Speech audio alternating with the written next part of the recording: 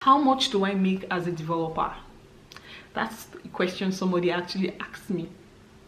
If you want to find out, then you should continue watching this video. In this Q&A video, I'm going to be answering questions that people sent to me, and it's going to be interesting. So keep watching, and I hope you find something helpful from it. Don't forget to like and subscribe to my channel as well. So the first question here I have is, how did you get your first development job? So this is quite interesting because when I think about it, I actually started as an intern. I started working as an intern, an unpaid intern, to be honest.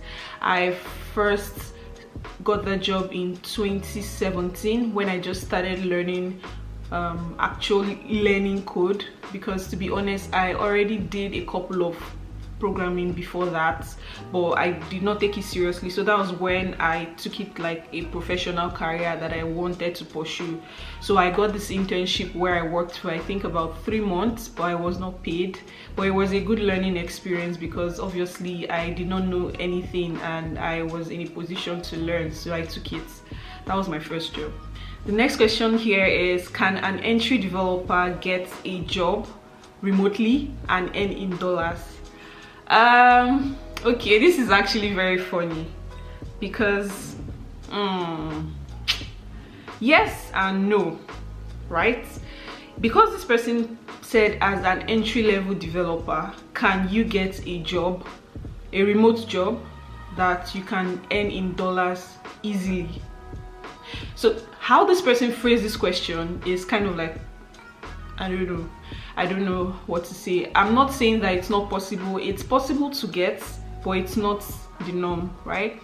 It takes like a couple of years of experience for you to land an actual remote job that you can be earning pretty well in dollars, like you're saying. So if you're just starting in tech, I would say you should first gain enough experience, right? Because some of these jobs are going to be asking you for like maybe 2 or 3 years of experience for starters. So if you're just learning how to code, then maybe not, but if you've had like a couple of years of experience, then yes, definitely it's possible. I hope I was able to answer that question, right? Everybody wants to earn dollars, me included. So this next question is asking me what's my take or what's my view on juggling 2 tech fields, so front-end development and UI design, and if I am for or against it. First of all, I would say it's very possible to do this because UI design and front-end development are closely related and they like kind of work together in some way. So the difference is not so much as say like data engineering and UI design. That then those two, they are totally out of line. They are totally different things, right? In the example you just gave me, I would say yes, it's possible, but first of all, try to focus like on a niche, right? So focus on one thing first. When you know that you've gathered enough experience in that field, then try to transition into the other one, and then you can still continue doing both of them. I know people that they were designers before and then they started learning front-end development. Now they are like UI/front-end developers, and they work on the they are like UI engineers. There's a field called UI engineering, right? So it works and it's very possible, but in a different scenario, I'm not so sure. This other question is asking, how can I get remote jobs, and if there are websites for finding this job. Yes, there are websites you can find remote jobs, and I'll just share some of them, and I'll also link to them in the description so you can check them out. The first one I would like to share, and the most popular one, is Stack Overflow Jobs. Stack Overflow Jobs has a couple of remote jobs available. So if you're looking for, say, front-end, back-end, you can find remote jobs on there. There is also remotive.io, there is remote.co, and there is also angel.io. This is more for startup related jobs, so you can check those out. This other question is asking me, what are the cultural differences that surprised me while living here in the Netherlands? So I moved over to the Netherlands a couple of months ago and I've been living here since then. Now I have two that I would like to share, even though I've done a video about this, which I'll link somewhere here if you want to check it out. I'll just share two. The first one here is that everything works, like literally everything works, to the extent that, so I use the Google map to check my bus schedules, my train schedules, and every other thing, like when I'm using public transportation, right? And coming from Nigeria, I have this notation in my head that when there is a specific time set for something, you have to go like 2 hours before for you to be able to meet up, right? But it does not work here. Like the bus schedule says the bus arrives at 8:02 a.m. and you're there. I'm usually there by like 7:40 something, right? I usually just go early because it's just the Nigerian in me that does that, right? But I go there and the bus arrives at 8:02, like the exact time. If the bus is going to be delayed, it automatically updates in the app. So that's something that surprised me, how accurate the times and schedules are. And that's just one of the things, really. There are a couple of other things. Something else that is a big cultural difference for me is the bicycle culture here, and also the flower culture. Like Dutch people love flowers. I've also joined in that. I'm not a flower person. I just randomly buy flowers for myself, right? Who does that? Anyway, those are some cultural differences that I've had. You should actually watch the video that I made last talking about this cultural differences, cost of living, so definitely check that one out. Okay, this question is actually this question is very nice question. This question is asking me, how did I start learning how to code and how much do I make? Now this second part is I don't know if I should disclaim that part, but I'll give you a range.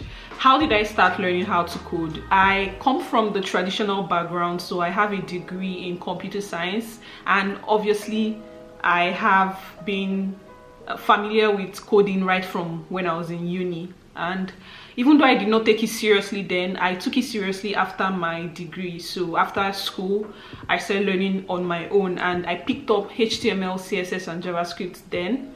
And I mentioned earlier that I got an internship, so I started getting internships, and from there I found my first actual job, and that's how I've been growing in my career since. And yeah, I stopped with front-end because definitely I love front-end development. Now the second part you're asking about, how much do I make? I would say I'm currently making the range of mid-level developer in the Netherlands, right?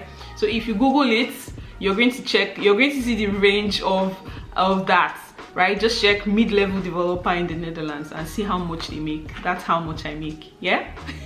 The question is asking me, how was I awarded an MVP from Microsoft, and how did I position myself to get the award?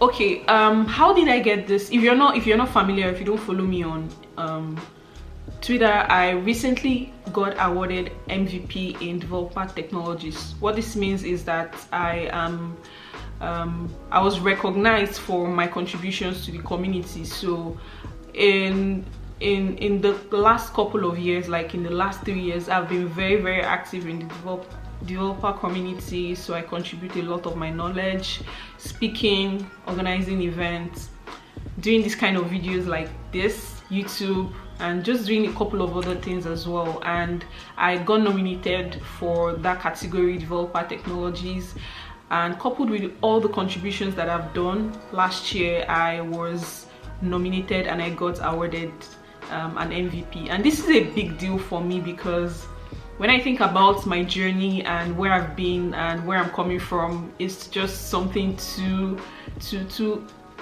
big for me to like think about and say, oh, this is me. Sometimes I even check and recheck just to make sure that it's not a dream, right?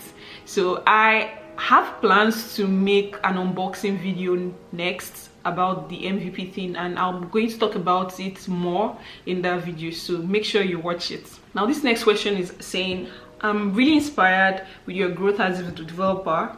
Thank you so much. Thank you.